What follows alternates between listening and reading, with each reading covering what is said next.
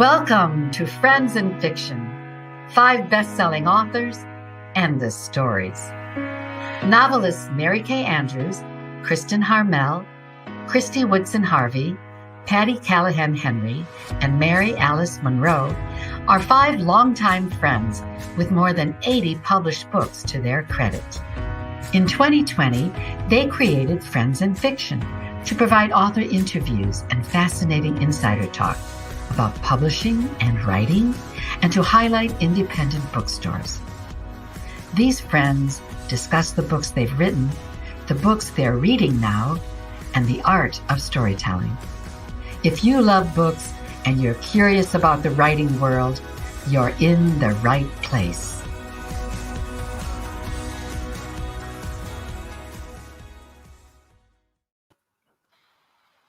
Hi, everybody. Hi, and welcome to Friends in Fiction. Tonight is a very special night for us because it's the first time in 2021 that we get to celebrate one of our own. It is our dear Patti Callahan's very first Friends in Fiction launch. So Surviving Savannah, her 15th novel, is her first book since Friends in Fiction started last April. And let me tell you, we would not be Friends in Fiction without our dear Patti. So we hope you will come along on this special journey tonight as we celebrate her and dive deep beneath the surface of one of the most tragic and startling shipwrecks in American history, the explosion and subsequent sinking of the steamship Pulaski, the Titanic of the South, in 1838. I'm Kristen Harmel, and I loved the question at the core of Surviving Savannah: how do we survive the surviving? I'm Kristy Woodson Harvey, and I loved the compelling personal relationships and the beautiful language. Hi, I'm Mary Alice Monroe, and I love the mystery and propulsive intrigue of the story. And speaking of propulsion, the explosions had me gripping the book with white knuckles. I'm Mary Kay Andrews, and I love the rich Southern setting and the authentic feeling of being right there in Savannah and on the deck of that ill-fated ship. And I especially love the twist. Whoop, no spoiler. And I am Patti Callahan Henry, and I am the author of Surviving Savannah. Okay, let's have a round of applause for our Patti for Surviving Savannah. And Brenda Gaskell has really beat us to the puns tonight. She already said bon voyage. So. Oh, man. Okay, yeah. So tonight, we want you to count all the ship puns because we have been on a roll, for the last 48 hours? Yeah. I think we have come up with every ship pun possible, and we're going to try to roll them all out tonight. So it's going to be the dorkiest night of Friends in Fiction ever, and you're going to love it. Awesome. And we invite you to drink whenever you hear A pun. The only problem is you'll be blacked out by the end, and that's a problem. But okay, all right. So you've heard our names, right? But are we really those people? Tonight, maybe not. So hold on to your life jackets and step aboard the steamship Pulaski, because we're about to find out. I'm your captain tonight. Don't you trust me now? And it's going to be a night like no other on Friends in Fiction. Oh, just you wait. As Patti takes us aboard the doomed ship and lets us experience the explosion along with her passengers. I have to say, Kristen, you look like the captain in Tennille. Listen, lady, you're going to be walking the plank soon, all right? Guppy, isn't that what the... Okay, and don't forget for your snacks on board, you want to pack up your Mama Geraldine's cheese straws. They may not have been around in 1838, but they are as delightfully Southern and as delicious as Patti's beautiful book, Surviving Savannah. Remember to use the code FAB5 for 20% off at mamageraldines.com. And for your reading pleasure on the trip, perhaps aboard the Lido deck, along with Patti's new book, which should be on everyone's survival list, turn to Page One Books, a book subscription package that pairs all your reading hopes and dreams with the insightful picks of real-life indie booksellers. Find out more on our Friends in Fiction Facebook page and use the code FAB5 for 10% off if you're a new subscriber. I don't know, cheese straws and book subscriptions? Sounds excellent, but if my ship's boiler explodes off the southern coast in some dark, silent June night, I think I'm going to go for the lifeboard. Patti, can you give us our onboard instructions? Oh, these ship metaphors are saving me this week. They are the best. So with Kristen at our helm tonight, I say, yes, it's time. But first, before we untie the ropes and leave the wharf, I want to thank Nantucket Book Partners, including Mitchell's Book Corner and Nantucket Bookworks, for being on board with us tonight as our bookseller. I'm honored that they are here for our journey. You can visit them on the Lido deck above us, right above this video. And you can get 10% off on any of our new and upcoming releases, including Surviving Savannah, with a coupon code FF10. And as a bonus tonight, anyone who buys Surviving Savannah between now and Saturday will also get a Friends and Fiction luggage tag. They're great. And yeah, they're really cool. Yeah. And you'll be entered to win a signed, personalized copy of Kristen's The Forest of Vanishing Stars advanced reader copy. So, ladies, are you ready to set sail? Woo! The paddle wheel is rolling up. They're waving goodbye with handkerchiefs on the dock, and we're ready to go. So out there, you see, I have made the other Fab Four here into my unwitting accomplices on a trip aboard the steamship Pulaski. It does not have a good nickname. It is the Titanic of the South. We have no idea what they're in for, or who will live, or who will perish when it explodes, because it will explode. All they know is that many years ago, nearly 200 souls set out to sea, and only 59 made it back.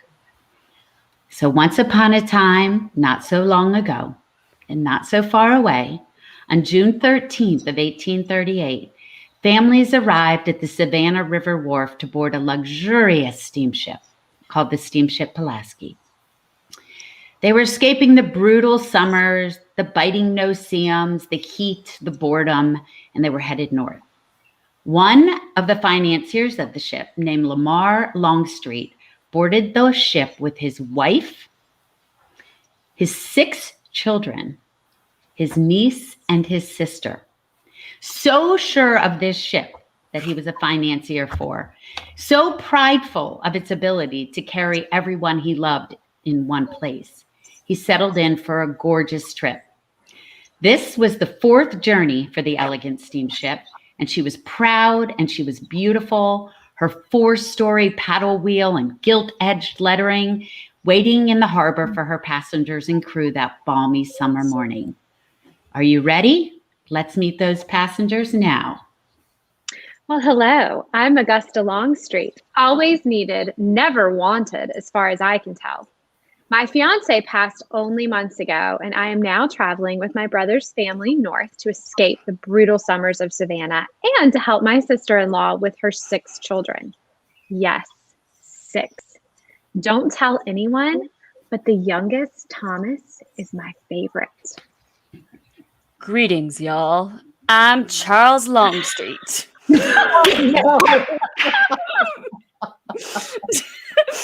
Don't think I don't know that Auntie Augusta over there loves Thomas the best.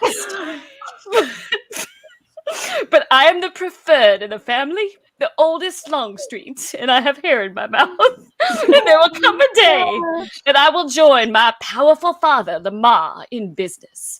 He's a financier, stop laughing, a plantation owner, and on the cutting edge of steamship technology. That's awesome.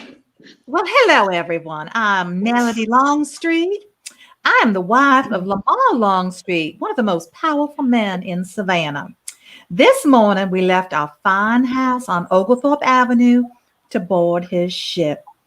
With me, I have my 6 beautiful children. The oldest, Charles, and the youngest, Thomas. I have packed everything we need for the summer social season in Ball Springs, New York. From the china to the silver, we will enjoy our long summer away from the heat and the biting insects. Oh my So good. I'm Lily Longstreet. My father, Holden, is Lamar's brother. I'm here with my husband, Adam Forsyth, and my baby girl, Madeline, and my nursemaid, Priscilla. I packed all my belongings for the coolest summer, along with my secrets that only my beloved Aunt Augusta, my dearest friend and confidant, know anything about. Oh, y'all are. I wish I hadn't gone first. I mean, I should have done an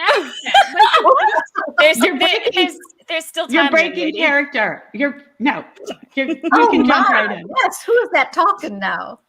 At 8, this is the narrator. She's back at 8 a.m. The steamship pulled away from the Savannah River wharf, water churning behind the wheels and the high whistle of the steamboat as passengers waved goodbye with white handkerchiefs to their loved ones on the wharf. Bye, y'all. It began as a safe trip, a lovely trip to be precise. The steamship first arrived in Charleston to spend the night and pick up more passengers. It then sailed away again on the morning of June 14th with the promise of only one night at sea before they all reached Baltimore. The evening we were docked in Charleston, I spent the evening talking to Lachlan McMillan and imagining things I should not imagine with my fiance only gone now for but a few months. This morning we sailed for Baltimore, and the day has passed as pleasantly as any I've ever known. After we left Charleston, my father took me to the boiler room where I saw the huge copper boilers that provide the steam that make the paddle wheel turn. I met the engineers and Captain Dubois, who said he never sleeps at sea, so he gave father one of his cabins. I share a cabin with my Auntie Augusta and my little brother, Thomas. With only one night at sea, I don't mind so much. Oh, what a beautiful journey we had to Charleston. We passed Tybee Island and the beautiful shoreline of South Carolina. I drank champagne, and when I am nervous, I feel comforted by the lifeboats and the lovely, adept Captain Dubois and First Mate Hibbard.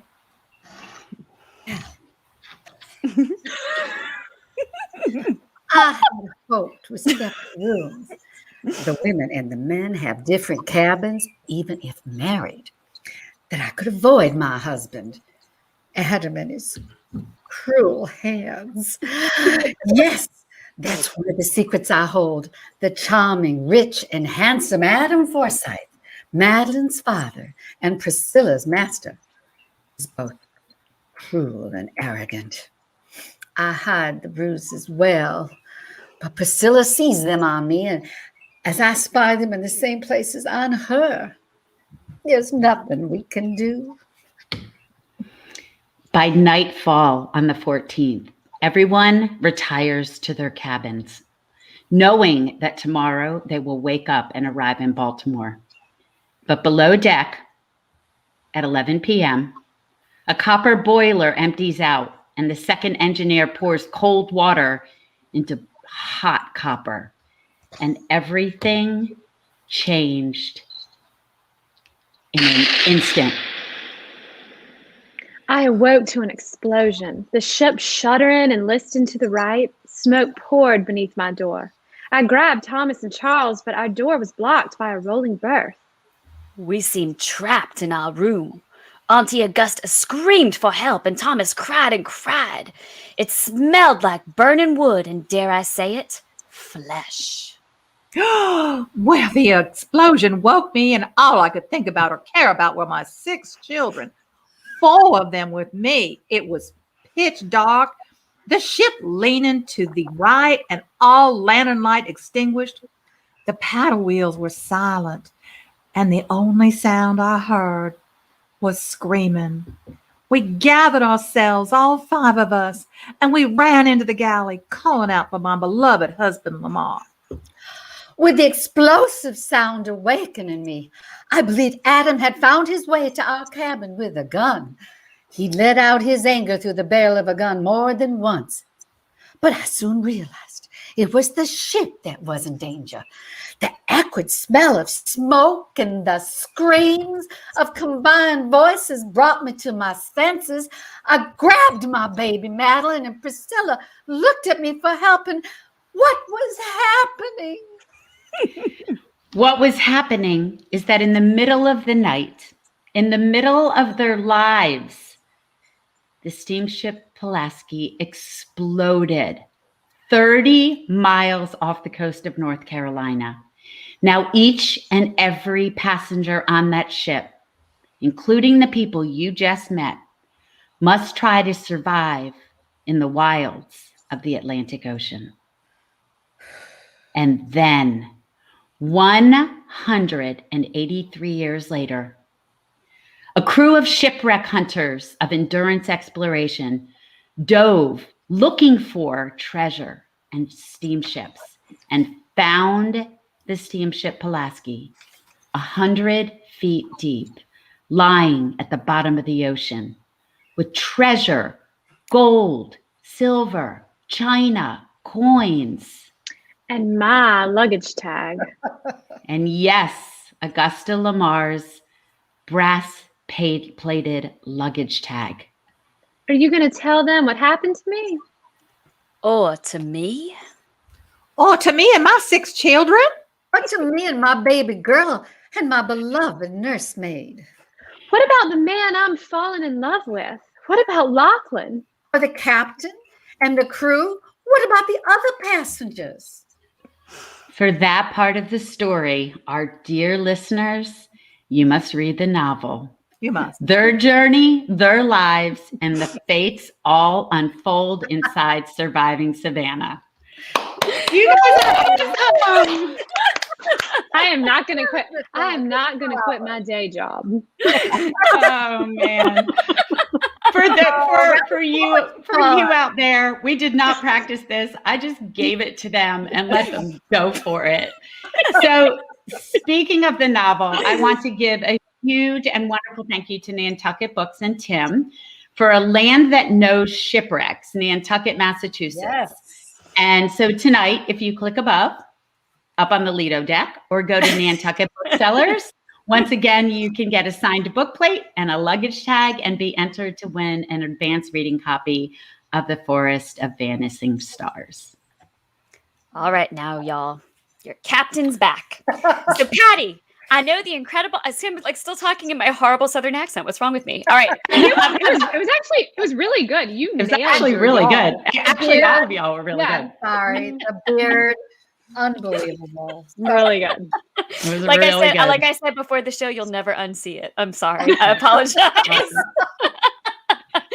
All right, so your captain is back, everyone. Patti, I know the incredible amount of research you did for this story. And one of the things you did was make the first full manifest of the passengers on board the steamship Pulaski. So tonight, we let our fearless book club leaders, Brenda Gardner and Lisa Harrison, and our managing director, Meg, each choose a number from 1 to 5. Each of those numbers was linked to a real passenger on the ship. Brenda drew number 2, Lisa drew number 3, Meg drew number 5. And I know that doesn't mean anything to you yet, but it will. It will mean something at the end. So in just a few minutes, we will learn their fates. But first, we have a few questions for Patti. So Patti, we would love to do these rapid fire so that we have time to get to some reader questions and some viewer questions out there. And by the way, I would just like you to know this sheds because I've got this all in my mouth right now. I am talking around like a mouthful of fur. So just so Where's you know. your wine? Wash it Where's down. your wine? I know. I don't know that you want to ingest that. If I just fall over halfway through, you know. The things we do for love. The things we do for love. That is so true. Pump the build. Pump the build. That was a good one, Mary Alice. That was a good one, Mary Alice. Nice. All right. Okay. So, Patti, this is our kind of rapid fire questions. So quick, simple answers. Are you ready, Patti? I'm ready. All right. Kristy, why don't you start us off? Patti, can you tell us about the weird synchronicities that made you believe this story wanted to be told? But here's the challenge. You only have 60 seconds. Go. I don't think there's anything I do in 60 seconds. So here we go. When I first started writing this story, and I didn't know if I really wanted to do it, I was 3 weeks into my research when I found a headline that said Endurance Exploration has found the remains of the steamship Pulaski. And I knew I had to write it. And the second thing that happened is that when I was about 2 years into it and I was in despair and about to give up, they found Augusta Longstreet's luggage tag. Her real name is Rebecca Lamar. And not only did they find it, but it is the only luggage tag they found. It wasn't like they found a passel of luggage tags. They found one belonging to the character I was writing about. I'm sorry, but that spirit just came in there, reached up, pulled it out, and said, "Patti, this is for you." Chill bumps, I know. So I didn't give up. That and you guys wouldn't let me. So there you go. Kind of mean. All right, my turn. How close did you stick to the real story when you wrote the novel? I stuck incredibly close to the real story, except for the modern day storyline, which is completely imagined. But the historic storyline sticks exactly to the timeline, to what happened, to where they boarded, to where they exploded, to how many people survived.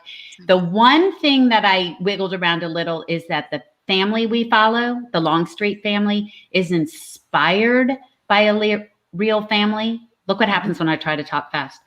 Is inspired by a real family, the Gazaway Bug Lamar family. But I changed their names so I could not have to stick exactly to their biographical facts.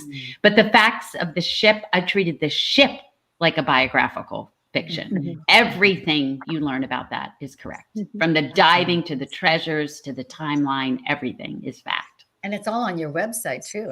You can follow all the Yeah. details. I have a book club kit that has all the details and has a timeline of the night. I figured if I'd spent 3 years researching that, you were going to have to see it. So it's in there. Patti, would you like us to take turns reading that in our character voices for the viewer enjoyment? That can be like a downloadable portion on your website. We could do an Audible book club kit. That would be awesome. Absolutely, sign me up. There you go. All right, Patti. You know, I love and know Savannah pretty well because I've lived here and worked here and written about it. But in Surviving Savannah, you make the city a character in its own right. Tell us about that. How did you make Savannah in 1838 and 2019 come to life? Remember, 60 seconds. That's all you get. Okay. A lot of questions. I know, but yes, I always believe, like the rest of you do, because we talk about this all the time, that setting is a character. But I also believe that it's not just a character; it's the soil from which the story grows. And so the story, like the petri dish or the soil, and the story couldn't grow into anything but what it is. And if you moved it to a different setting, it wouldn't be this story. That's how important Savannah is. That's why Savannah is in the title. And I did so much research into 1838 and tried to use 1838 and 2019 as mirrors for each other. The mythology of 1838, the mythology of present day Savannah, and tried to tell a fuller truth about both of them. Awesome. You spent a lot of time in the museums and the Historical Society, right? Yes. So that is absolutely what made this so much more about Savannah than it would have been. One of the most extraordinary things I discovered when I was writing this book was the value and the gems of the museums in Savannah. And between the Ships of the Sea Maritime Museum, without whom I could never have written this book, the Georgia Historical Society, where I sat at long wooden tables with those gooseneck lamps and puddles of light, reading newspaper articles from the 1800s, reading Augusta Longstreet's very real journal, written by Rebecca Lamar in her tight handwriting, script in these, And so knowing that I got to dig into those things of Savannah, the Telfair museums, the Owens Thomas House and slave quarters, the whole story visually came to life for me because of those museums. That's It's cool. extraordinary to hear you talk about the research, and gosh, it shows in the book. You just bring the world alive. It's amazing. Thank you. I want to remind all of you out there, this is your chance to ask Patti questions. We have her as a hostage on our ship right now. So like she's here. She's here to answer your questions. So, we're doing this in the Friends in Fiction group because you all are so important to us. And we want to give you sort of a front row seat, not just to our ridiculousness, but also to the author herself, Patti Callahan. So if you have a question, make sure to type it into the comments now. We'll be asking in just a second. But Patti, I wanted to ask first, you worked with the shipwreck hunter. How did that change your story? That was so fascinating. The minute I saw that headline that said Endurance Exploration Finds Remains of Pulaski, I hunted him down. I found his name on the website. I called, I emailed, I called again, I emailed again. And finally he answered me. And I think it took him a bit to know I wasn't crazy, but then we had a blast working together. He would always keep me updated. He would send me photos from the bottom of the ocean. He would tell me the new and interesting things they found. And yes, whatever I learned from him changed the story, because we all know that our favorite part about research is that you find that one little thing that changes everything. That one little thing in your research that shifts the story or tweaks the story. And when he called and told me about the pocket watch that was stopped at 11:04 p.m., I knew that it was an integral part of the book. When he told me about the luggage tag, you'll see it's an integral part of the book. When he told me about the family silver, I worked it into the novel and it changed the novel. It also changed the trajectory of the novel, because that silver that he found sent me to do more interviews and then learn more. Everything he found sent me even more into the world of the shipwreck and into the world of this story. So yes, working with him changed everything. That is incredible. All right. So we've asked our questions. Now it's time for some questions from other passengers of this great ship of ours. Anissa Joy Armstrong is wondering how you decided which passengers to write about, since there were around 200 people aboard the ship. I decided to write about the Gazaway Buglamar family for a couple reasons. One is because the father was a financier for the ship. So he helped fund the ship. He was a stockbroker for the ship. And so I felt that he had such a deep connection to the ship that was important for me. The second reason is because he was so prideful of the ship that he literally took everyone he was related to almost on that ship. He took his wife, his 6 children, his niece, and his sister. And so I knew that there was something fascinating in that. And I also knew that I wanted to follow the women. I wanted the women to tell this story. And I had the accounting from his sister, Rebecca Lamar. And the last reason I chose this family is because the oldest son, who you met earlier in that beard, survives this shipwreck. And in surviving this shipwreck, you'll see in the book, he teaches us a lesson about fate and destiny and meant to be. Yeah. A surprise. Yeah, definitely. Yeah. That was a surprise. All right. From the Lido deck, we have Shelley Farahani's asking, what crossroads or watershed moment, internal or external, led you from the nursing profession, this is personal, from the nursing profession to becoming an amazingly talented author? Oh, well, thank you. That's such a nice thing to say. There wasn't a watershed moment. There was a lot of small moments that culminated. It started with just being a fascinating, an obsessive and fascinated reader, to being obsessed with mythology, to writing in private, to the day that my daughter said she wanted to be a writer of books. And I jokingly said, that's what I want to be. And she told me I was too old. So there was, yes, I think I was 32. Right. So there's, ancient. I know. Ancient, yeah. A 5-year-old, 4-year-old thinks that's really old. So there wasn't this like one moment. There was there was this desire that kept building and building. But thank you for saying that. Yeah. That was nice. Captain Kristen, I have a lot of members aboard who are wanting to dine at your table tonight. So I will. You're doing so good. Thank you. The first person dining at your table tonight. This is a quick question from Terry Stafford Stokes, who we all know. She says, "My husband and I have watched Friends and Fiction since the very first episode, and I'm an avid reader of all your books." Thank you, Terry. My hubby wants to know if he would enjoy this book.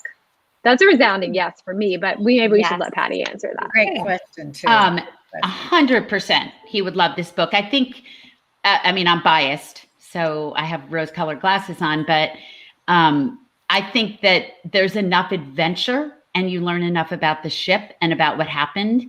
And we do follow the men and who are on the lifeboats and on the floating pieces of wreckage. So yes, it's an adventure story. I just happen to tell it from a woman's point of view. So, but I know you're asking the live questions, Kristy, but I see a name in there, so I'm going to ask it. You do it. There's a question from G.R. Henry.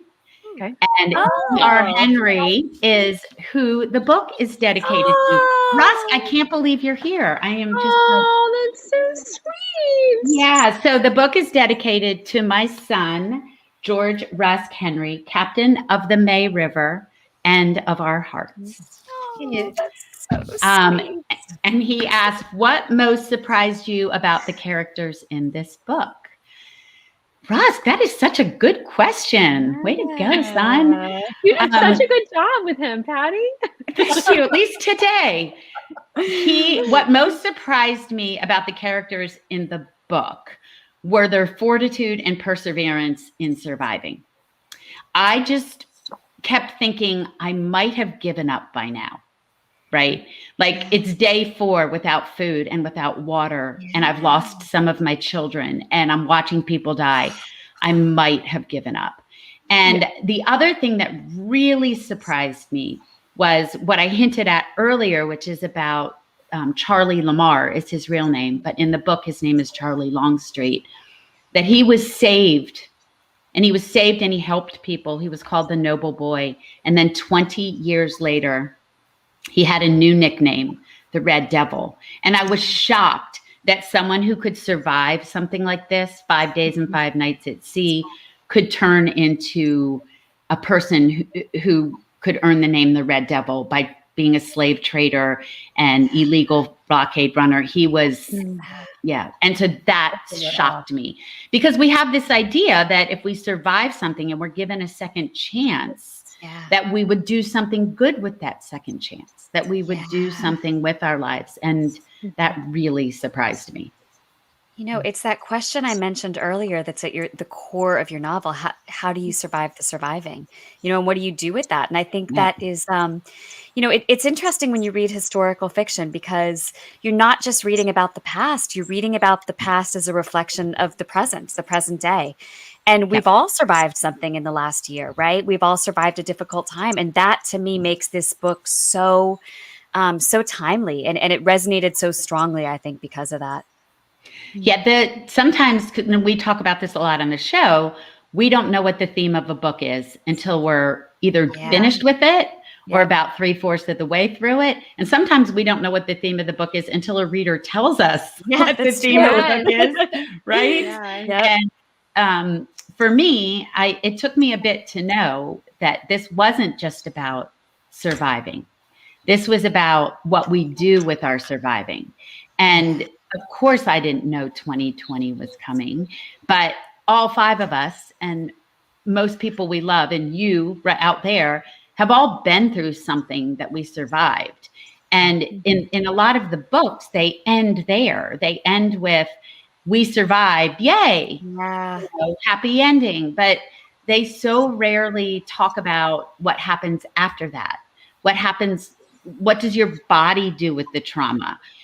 Mary Alice's sister was one of the people that I interviewed for this book because she was a trauma expert.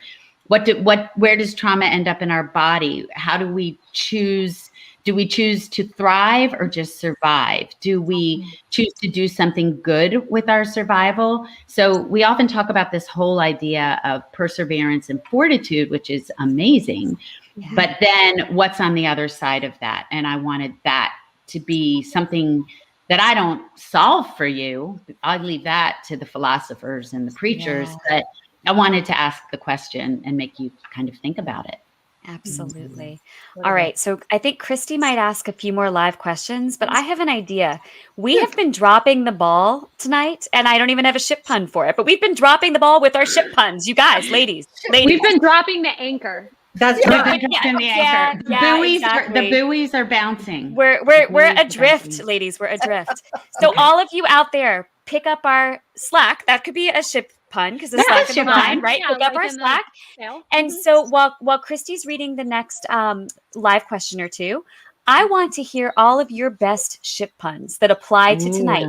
Not just random ship puns. They've got to be something about surviving Savannah, or I don't know, there's got to be a ship pun about the way we just tanked that our acting, right? I don't know.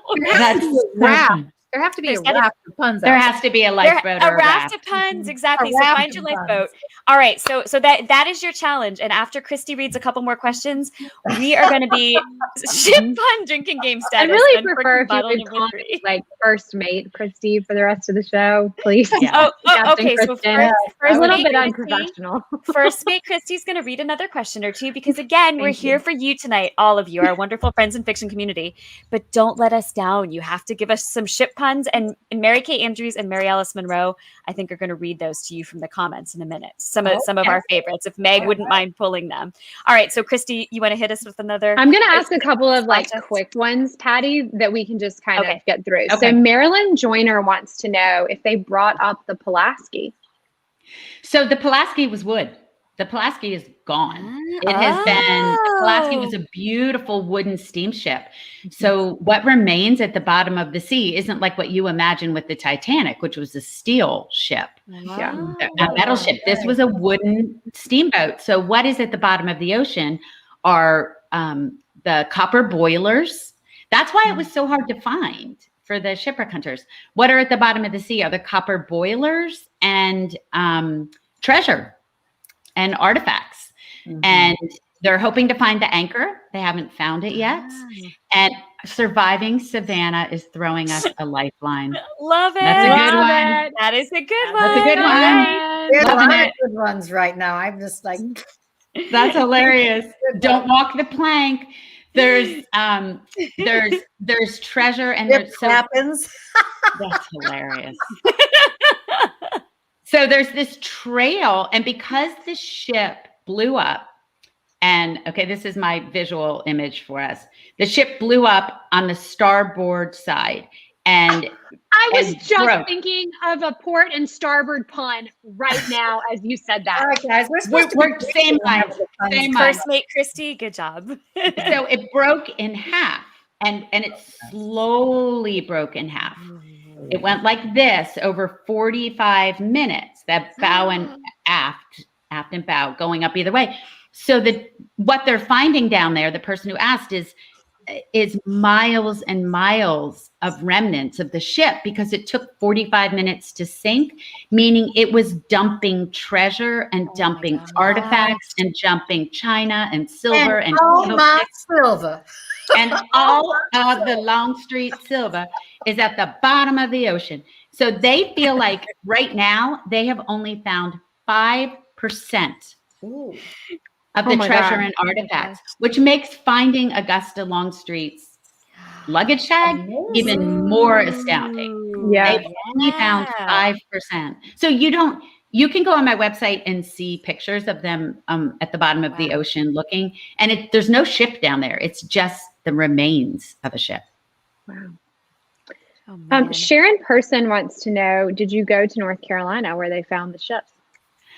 I didn't. I wanted to, and I was actually going to when COVID hit, but I was thinking about diving. Remember, Kristy, we were going to meet there in Wilmington for this interview, and COVID happened. I was thinking about diving and then woke up. So no. Oh man.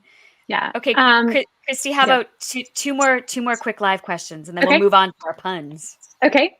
Lynn Coomer, am I reading that right? Yes. Coomer wants to know, which character would you most like to meet and interview from your book?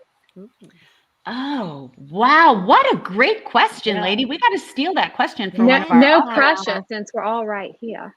Yeah. I know, right? Don't forget the favorites.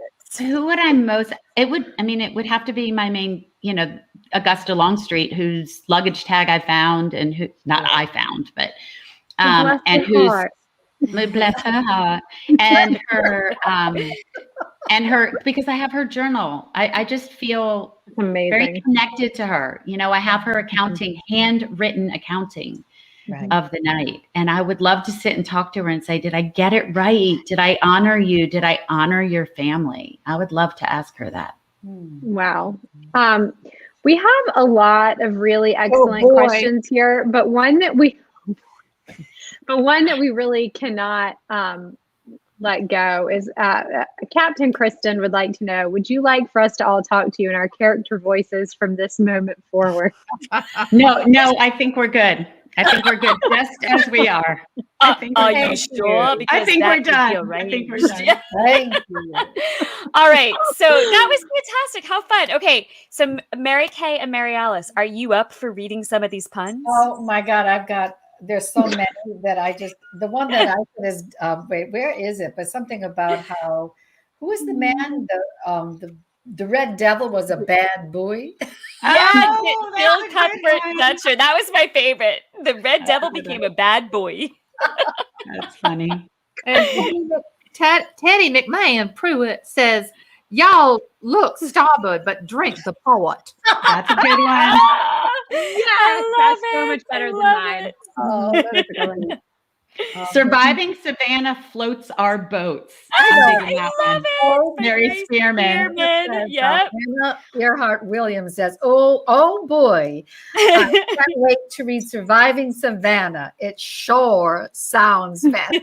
These are good, y'all. That's a good one. Listen, Sharon Carlson Person says Patti is our cruise director. Do you not see me wearing the hat, Sharon? You're off the ship. Sorry. You're the captain. Oh yeah, that's true. Okay. All right. Okay. Maybe I'm just taking more than my share. All right. We are rudderless. We're rudderless. We are sometimes. We agree. Sometimes we are. We really are. All right. Right this ship, Captain Kristen. Right Get the us back ship. on So, course. All right, okay, all of you out there. Back on course. There you go. Back on course. All right. Stick around, everyone out there, because we have to find out the fate of our 3 passengers, Brenda, Lisa, and Meg, which is going to give you another little peek inside Surviving Savannah and some of the real lives on board. But before we get there, these announcements. Well, for your onboard snacks, don't forget Mama Geraldine's cheese straws will be served. For the Surviving Savannah journey, we are having the most delightful Southern crackers and cookies. And don't forget the Fab 5 is the discount code for 10% off as a new subscriber. And also, we do thank Page One Books. If you love books like Surviving Savannah, you tell them the kind of books you want. These independent bookseller with years of experience and insightful picks, and they will help you choose books. That's Page One Books. And also, Lisa and Brenda and everyone at the official Friends in Fiction Book Club, I'm joining you on March 15th. We're reading the book club this month. I'm so excited. It's an oldie but goodie, and I can hardly wait to talk to you about it. And I just want to remind you that this Sunday at 5 p.m., we are going to have a special bonus episode with our friend Sadiqa Johnson about her stunning, beautiful novel, Yellow Wife. Read Surviving Savannah. You'll read it in a day. And when you're finished, pick up Yellow Wife, because it is really, it's really a beautiful, beautiful story. And we cannot wait to have Sadiqa here to tell us all about it. And next week is St. Patrick's Day, and I am actually right now in Savannah, where we are not having a parade this year. But I know. But here on Friends in Fiction, we're going to make our own parade and our own look. Not only are we going to have 2 amazing historical fiction authors, Jennifer Robson and Ariel Lawhon as guests, but our very own Patti is going to share something else that's incredibly exciting for us and for you. She has a brand new novel coming in October. And next Wednesday, in conjunction with our friends at Parade Magazine, she'll be revealing the cover on their website and on our show. And she'll also tell us all about the book, which is called Once Upon a Wardrobe. So bring your green beer or your Irish tea or your corned beef and bring all of that and tune in next Wednesday, or bring your Irish whiskey. Hello. Ooh, exactly. Bring it all next Wednesday at 7 p.m. Eastern for a very lucky night indeed. All right, Patti, the time has come. Can you tell us the fates of Brenda, Lisa, and Meg? I can. And I Let's have to have them say, on. bring them Hi, on. Lisa. And while they're coming on, I have to tell you Hi, that Brenda. Hi, Meg. I'm so glad you guys are here to find out your fates. Don't let them walk the plank. That's not. I'm not. Please. Don't put the pressure on me. Oh, Lisa, you're muted. We mentioned that next week is St. Patrick's Day, and one of the pivotal scenes in Surviving Savannah takes place at the St. Patrick's Day parade. Yes, it does. So yeah. All right. I'm not going to tell you any more about that. You have to go read it. Read the book. All right, ladies. So I do have to tell you that y'all are very good pickers. Oh. You are very auspicious. You chose well. So I'm going to start with Meg, who drew number 5. And that means her ticket is a Mrs. Mary P. Nightingale. Ooh. I love name. it. Mary P. Nightingale. You were the daughter of John A. King, Esquire of New York. And you were the granddaughter of the late and distinguished Rufus King. And because of that, you were in all of the newspapers. You are from Cumberland Island, and you boarded with your 7-month-old daughter, Laura. And you were heading north to visit your relatives. Your husband, Phineas Nightingale of Cumberland Island, was the grandson of Revolutionary War General Nathaniel Greene. Oh, Right? Wow. After the explosion, you made it into a lifeboat with your daughter. And it is said of you, during the whole of the perils through which they went through, she displayed the highest qualities of fortitude and heroism. Oh. Good job, Meg.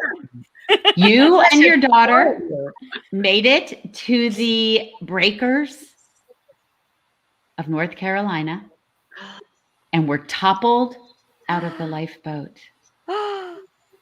But you were saved by James Hamilton Cooper of New York. Oh, wow. Wow. That was amazing. What a roller You coaster. and your I daughter survived. know. Ah, You're an Yay, Mary Nightingale. All right. I feel like Okay. I almost ended up on the book cover. For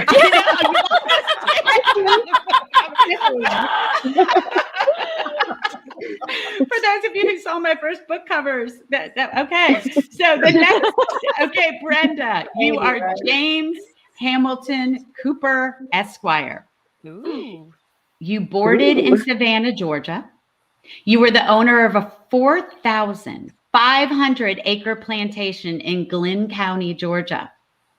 When the ship exploded, you immediately made it to the lifeboats and boarded with First Mate Hibbert and some others, including Mary B. Nightingale.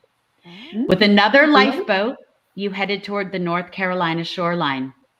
The perilous journey took over 24 hours, and when you reached North Carolina, there were breakers 6 feet high in front of you. The first lifeboat went and toppled over. 10 people went under, and not all of them came up. You had to make a decision with First Mate Hibbert whether you would take this lifeboat over the breakers or wait for help.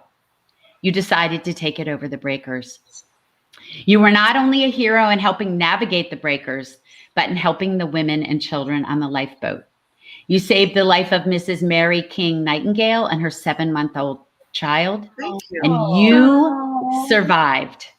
To then write a full accounting of the night from your point of view that was published in the Historical Collections of Georgia.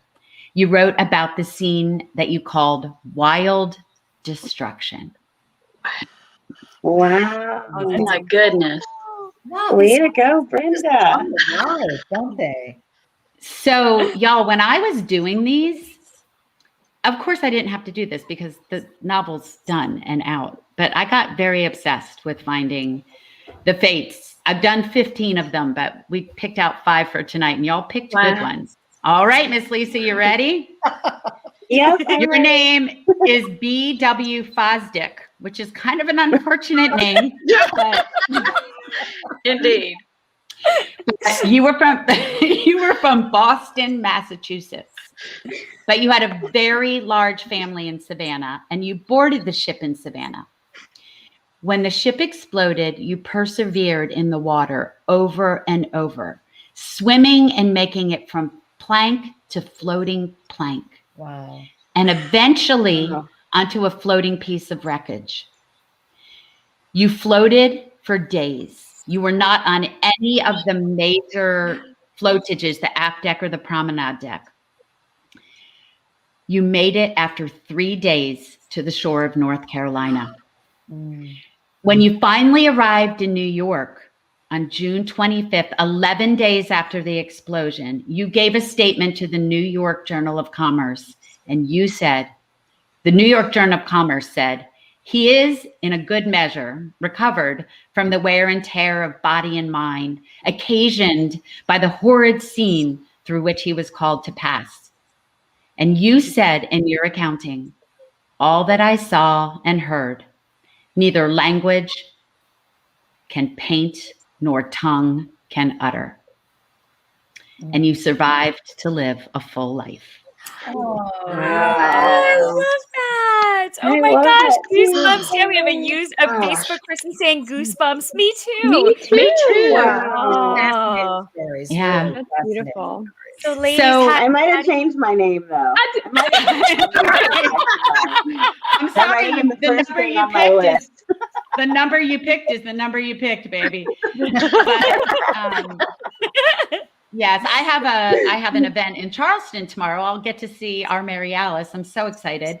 And what she did was have 15 tickets with names on them. And the people who are going will get, at the end of the night, they'll find out.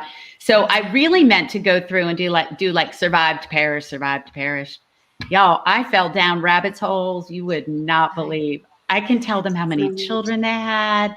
There's some people you can't, but the ones y'all picked had interesting stories. You picked well. So Yeah, Amazing.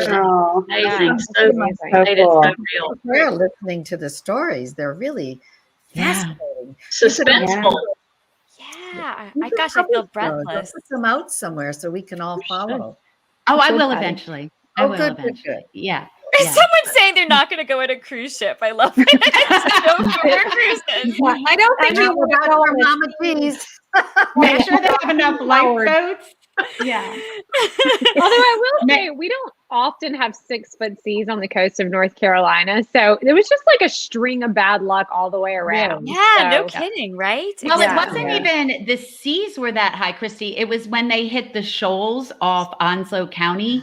You know the breakers right there. The breakers were breaking 5 and 6 feet high. And they couldn't get over them. I mean, we might have 6-foot seas way out there, but on the shore, that's pretty crazy. Surfers, yes. All right. So Brenda, Lisa, Meg, thank you so much for joining us. And stick I'm so around. glad you chose oh my gosh, Survivors. that was so fun. Yes. Thank you. And I'll see to you all of Monday. you. Yeah. So as a reminder, Lisa and Brenda are the amazing women who run our book club. And they're hosting Mary Alice on Monday for a chat about the book club. And I almost said the beach club. I don't know what I'm talking about. The beach house for the book club. Yeah, I know. And next month they're going to be talking about Patti's Surviving Savannah. So if you pick up the book after hearing about it tonight, or if you've already bought it, you'll have a great chance to talk again to Patti face to face, just like this, in a really dedicated session where you can talk all about the book. So Patti, You did not think we would let you go that easily, did you? So we all love you, and we all want to see this book fly off the shelves. A reminder to everyone out there, pre-sales and first week's sales count for a lot in the publishing industry. So if you're interested in Patti's book and think you might read it eventually, now would be such a great time to order it or to put it on hold at your library.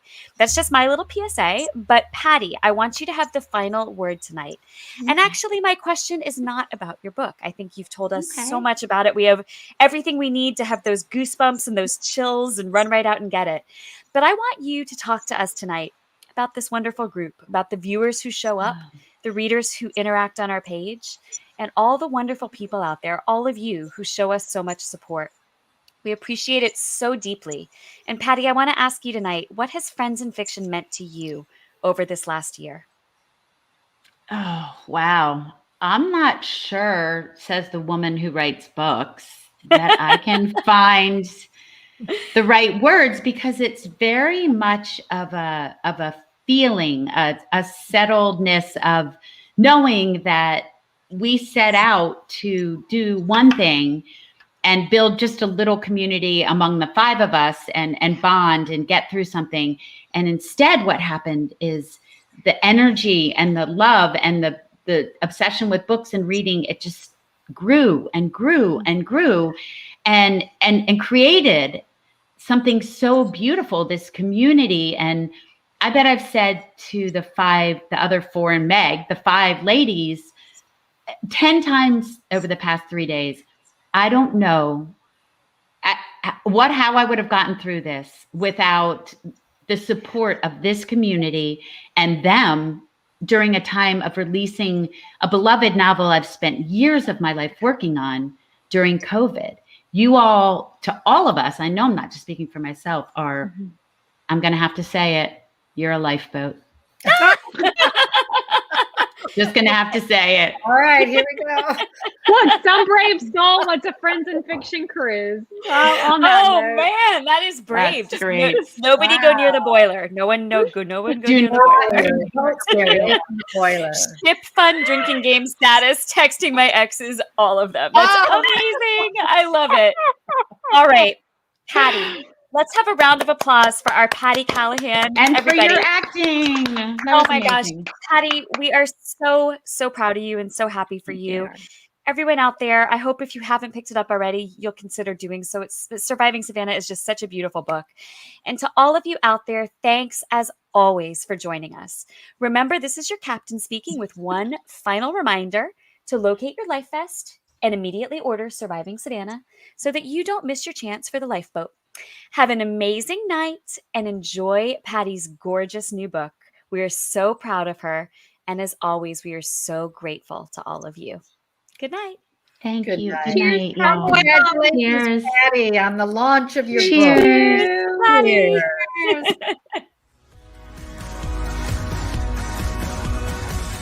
Thank you for tuning in. Join us every week on Facebook or YouTube, where our live show airs every Wednesday night at 7 p.m. Eastern Time. And please subscribe to our podcast and follow us on Instagram. We're so glad you're here.